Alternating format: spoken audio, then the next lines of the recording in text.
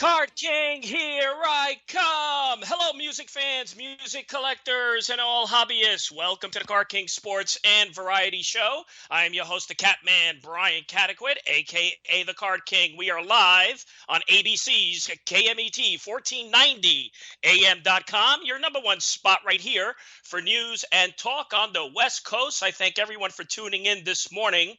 On the telephone line, I welcome to the program hard rock power metal band guitarist of the groups Riot and now Riot Act. I welcome in guitar legend Rick Ventura. Rick, Brian C., thanks so much for your time this morning. Hey, Brian. Great to be here. Absolutely. Honor to have you.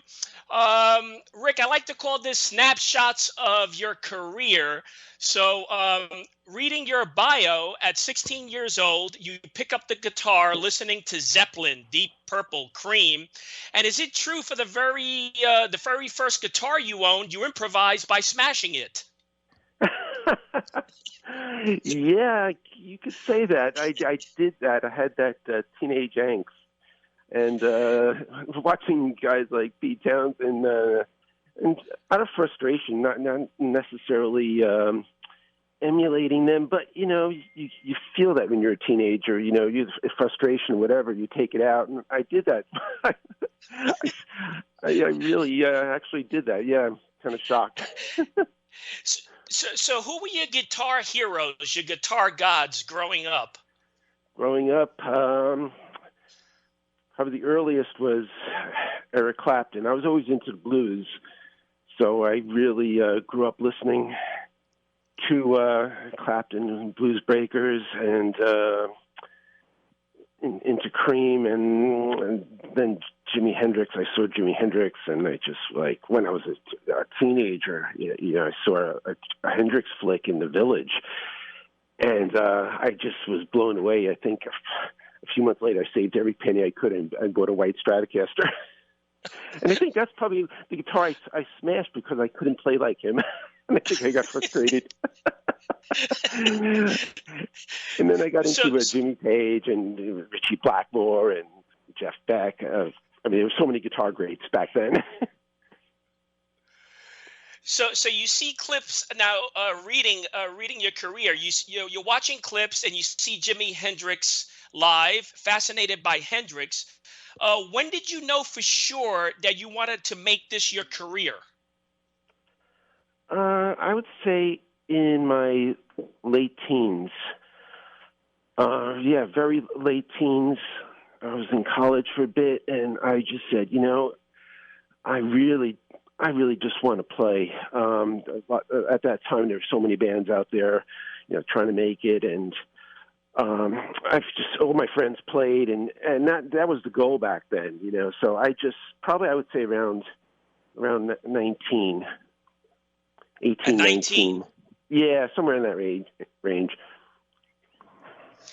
Now, you have immense pro music career that spans over 4 decades. I mean, you must have so much amazing tales to tell. The band Riot, which originally formed in 75 out of Brooklyn, New York. Brooklyn is where I'm from. Now, you were part of the original. Yeah, that's pretty interesting to know about. The band was formed in Brooklyn, right? Yeah, it was, yeah. And you were part of the original lineup from 79 to 84. Please tell us how you were ushered into the group. Yeah, well, the group was around a few years earlier. They were always around in various incarnations. I wound up becoming friends with Mark, the guitar player, because we lived in the same neighborhood. He literally lived around the corner from me. And I was just starting with the guitar, and I remember walking down his block, and I didn't know him then, but I remember hearing just a loud music coming from this house, like a band rehearsing, like really loud. And so, what is going on here? And people would gather around there, look through the window, and one day I just stayed there, and he came out. I went downstairs in the basement and met him, and they had Marshall amplifiers and blasting on 10. It was hilarious, And parents didn't seem to care, and neighbors didn't seem to care. So I became friends with Mark, and that was my go-to place. I mean, every day I just went there and I would watch the band rehearse, and Mark and I would just talk guitar, gear and guitars and everything and music. And they went through a few different stages, trying different people out until the right combination. And let's see, Lou Kouvaris had come into the band a few years later. And when Lou left the band, I was like the logical choice because I was always there and knew the material, and it just seemed to be a good fit. And that's how I wound up becoming a member. So I appeared on the Reunited album. And I have to say, Riot is a band that's very, it's very underrated. A band that's influential in the scene. I mean, whose work has been admired by the likes of Metallica and Iron Maiden, who's been huge fan of the band for decades. That's what I read. That must be nice to hear, Rick. Yeah, it's kind of quite amazing, actually. I started to learn all this many years later. That we were influential, because we were playing at that time. We were playing music really nobody was really playing. It wasn't really the scene in the very late '70s. It was like a disco scene here, especially in Brooklyn. And for us to be playing what we were playing was sort of like left field. It was punk. There's punk and disco, and the Ramones were hot, and we were just doing our thing, that's what we'd like to play. And we just continued at it. Yeah, it was kind of unusual. Yeah, I mean, Riot was right there with the new wave, the British heavy metal, which was appearing on the scene. And, you were like pioneers during that time. I mean, no one was really that popular playing the music you guys were playing.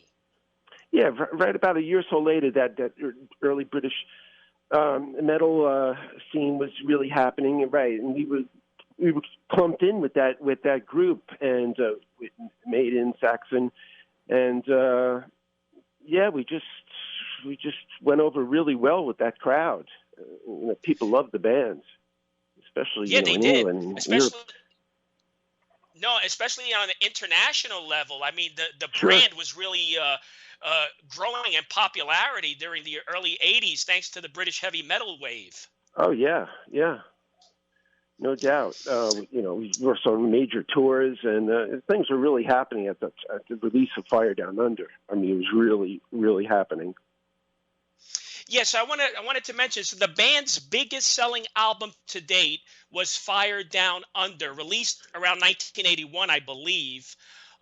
Any recollections you can share on the making of Fire Down Under? Well, let's see. I mean, the writing was done. A lot of the writing, Mark and Guy, they would get together, and we'd have rehearsals at Mark's place and work out the material. We rehearse in the studio. I would contribute songs. And we just throw around a lot of ideas and try to we had the right combination of people at that time. That lineup, it's viewed as a classic Riot lineup. And it was just, the vibe was just right. Everybody's attitude was right. We were all, shooting for the same goal. So the songs just came out. And every song, they were just good songs. We were just writing good songs.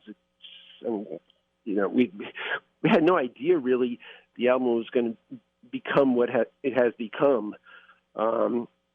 We were happy with it, but decades later, I found out what an influential album it was, and it's on so many people's list of greatest heavy metal albums. So that's very exciting and an honor.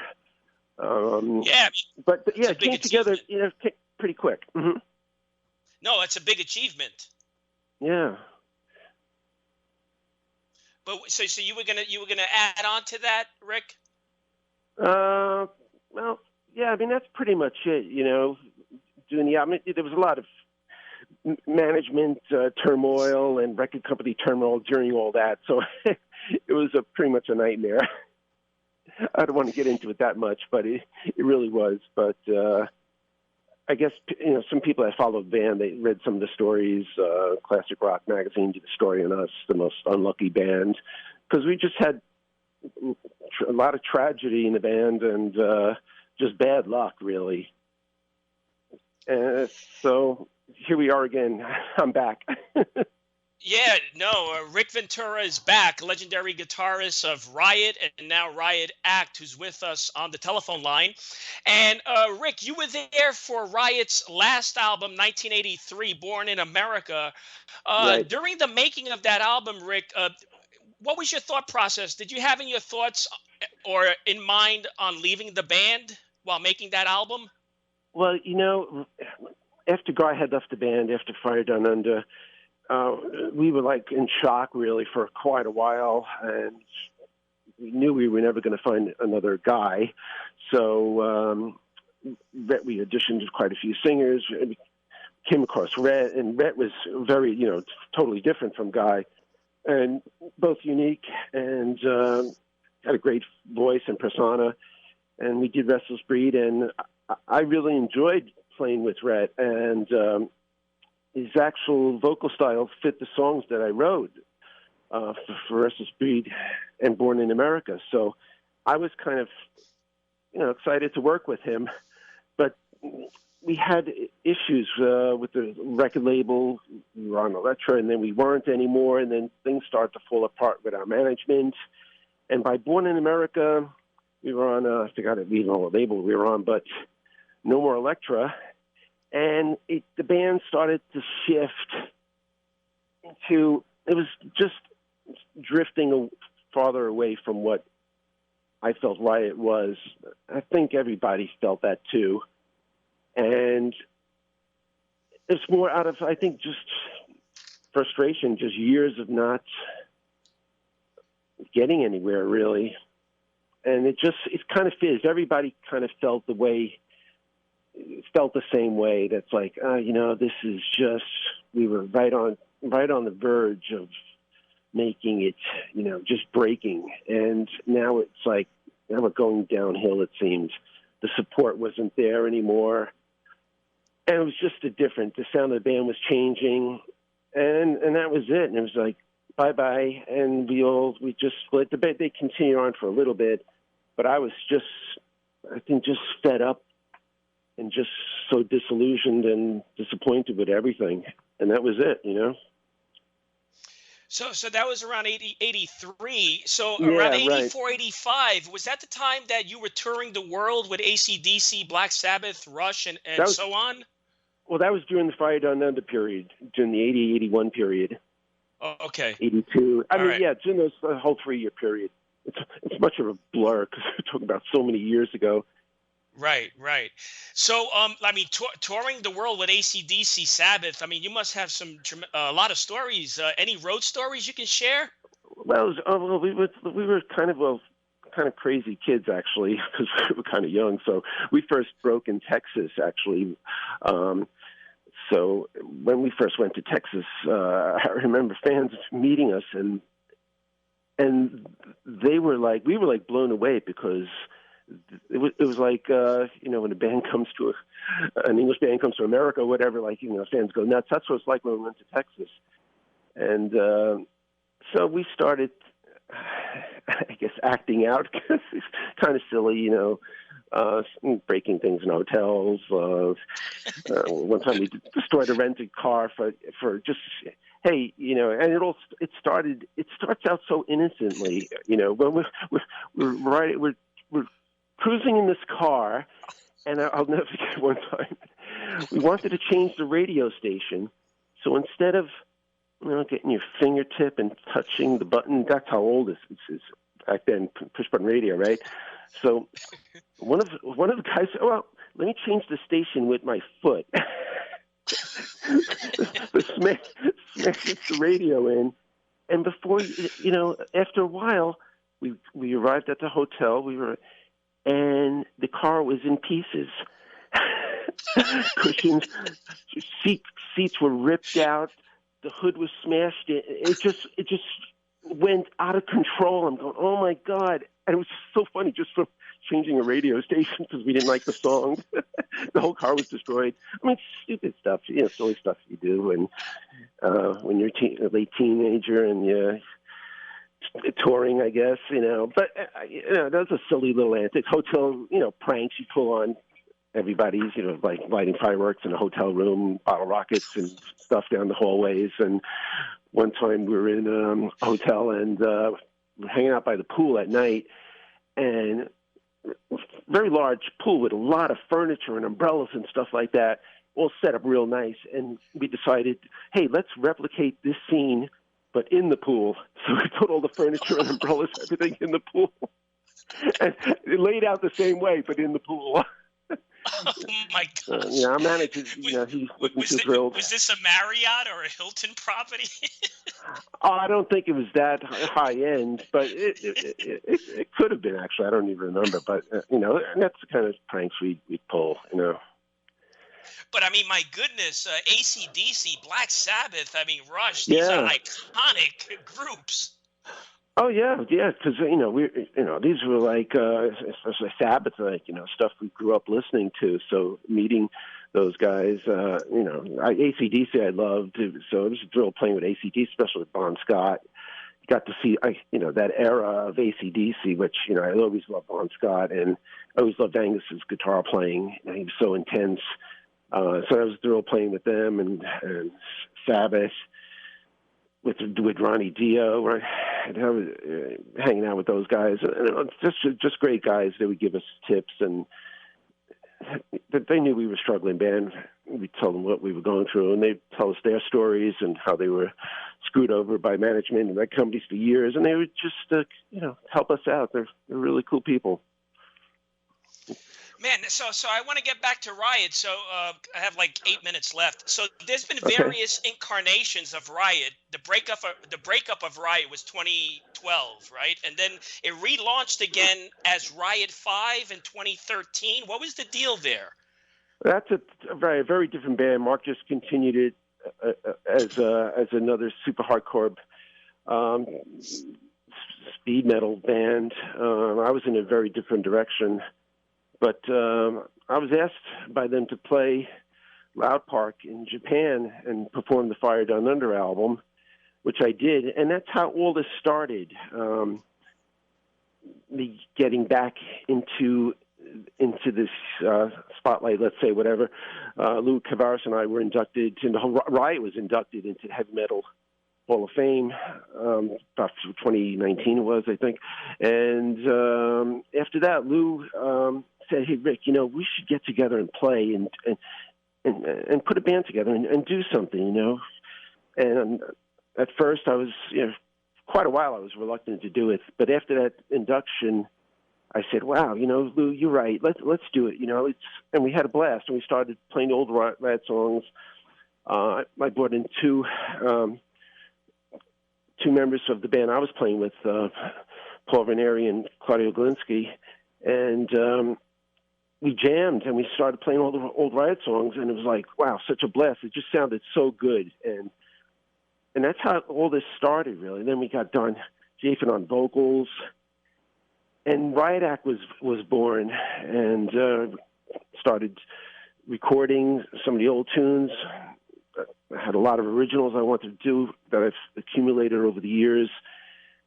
And I guess the story, Lou passing away 2 years ago, this month actually. And so it was, in the beginning it was, exciting, then had some tragedy, and then we landed back on our feet here. And now with the new album, Closer to the Flame, we're really thrilled and excited about the release of it, because I think it's just continues in that vein of what Riot was and what it would become down the road. So that album's coming out April 1st in Europe and April 15th in the States, so we're really thrilled about that. Yeah, and you mentioned the passing of a founding member, Lou Kouvaris. I mean, Yep. it was tragic news. I'm so sorry, but I'm assuming that Lou wanted you and the group to continue performing on, right? That's what Oh, right?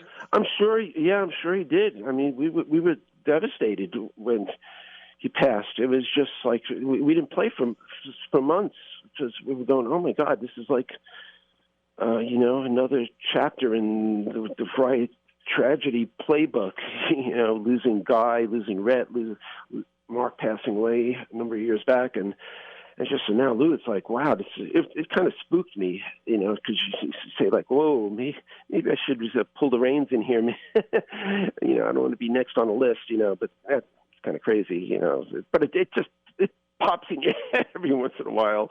But we got back on our feet and went in the studio and started to record. And, we had Lou's amplifier in the studio, and then just every once in a while we'd look over and we just like, just felt so bad he wasn't with us anymore. But he's on the bonus CD. We have a bonus CD along with the album that has 12 Riot tracks, all from various albums, and Lou plays on it. So fans get to hear Lou and I play together, which is kind of a treat. So that's the bonus disc with the Carry the Torch album.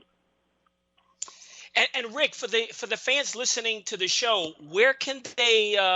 What's the website they can go to purchase, to hear your new release?